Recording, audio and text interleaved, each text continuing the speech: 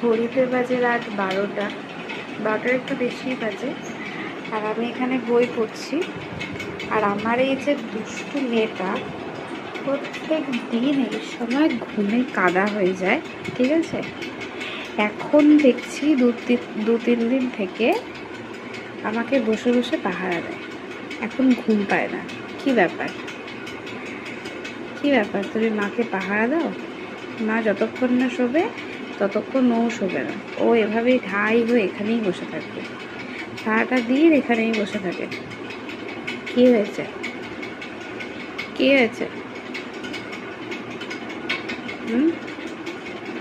যাও ঘুমিয়ে পড়ো, যাও ঘুমিয়ে পড়ো। আদর করে দেবো? করবো আদর? আচ্ছা, আদর করে দিয়েছি। যাও মা, ঘুমিয়ে পড়ো, যাও।